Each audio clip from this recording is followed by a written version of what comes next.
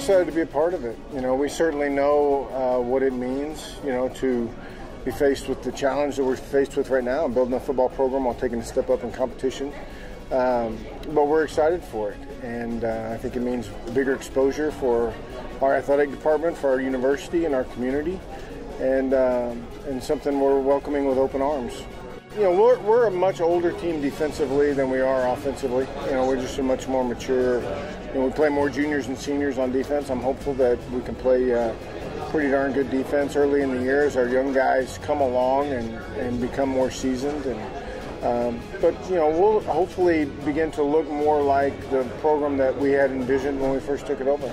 Yeah, it does give you a chip on the shoulder. You know, no one respects our brand, no one respects Memphis football.